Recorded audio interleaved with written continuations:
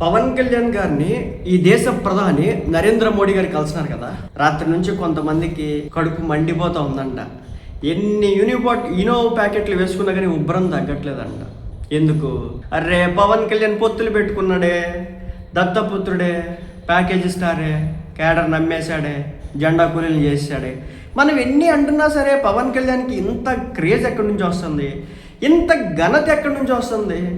నరేంద్ర మోడీ గారు అసలుకి దేశ రాజకీయాల్లో ఇప్పటి వరకు ఒక ప్రధాని, ఒక నాయకుడి ఇంటికి, ఒక డిప్యూటీ సీఎం ఇంటికి, చివరాఖరికి తన సొంత పార్టీ నాయకులు సీఎంల ఇంటికే వెళ్ళనటువంటి వ్యక్తి పవన్ కళ్యాణ్ గారి ఇంటికి వెళ్ళడం ఏంటి?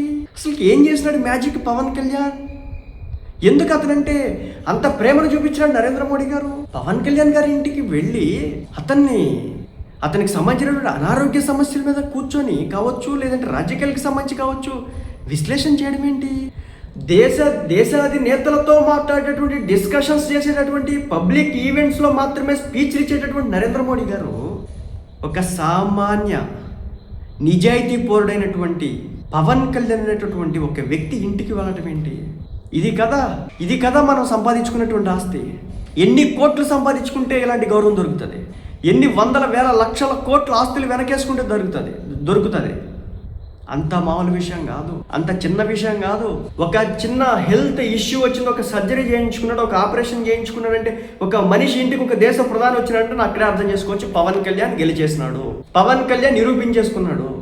పవన్ కళ్యాణ్ ఎప్పుడూ కూడా పదవుల కోసం ఆరాటపడే వ్యక్తి కాదు. ఇతను దేశ సమగ్రత కోసం పాటుపడేటటువంటి వ్యక్తిని నిరూపించుకున్నాడు. ఇంతకంటే ఏం కావాలి? ఇది సాధారణటువంటి కలయిక కాదు, ఇది సాధారణ మీటింగ్ కాదు, ఇది సాధారణ భేటీ కాదు. బిఫోర్ పవన్ కళ్యాణ్, ఆఫ్టర్ పవన్ కళ్యాణ్, నరేంద్ర మోడీ గారు వన్ అండ్ ఓన్లీ వెళ్ళింది పవన్ కళ్యాణ్ గారి ఇంటికి, ఆ తర్వాత చంద్రబాబు నాయుడు గారి ఇళ్ళకే. ఇది జీర్ణించుకోలేకపోతా ఉన్నారు. వాళ్ళ మీడియాలో వార్తలు కూడా వేయలేకపోతా ఉన్నారు. వాళ్ళ వెబ్సైట్లో ఆర్టికల్ కూడా పడకుండా చేస్తూ ఉన్నారు. వాళ్ళ షార్ట్స్లో వీడియో కూడా రానియకుండా చేసుకుంటా ఉన్నారు. నరేంద్ర మోడీ గారు పవన్ కళ్యాణ్ గారి ఇంటికి రావడం అంటే మామూలు విషయం కాదు కదా. ఊహించలేదు కదా, దెబ్బ అదుర్సి కదా. అది సంగతి. కాబట్టి ఎవరిని తక్కువ అంచనా వేయకూడదు.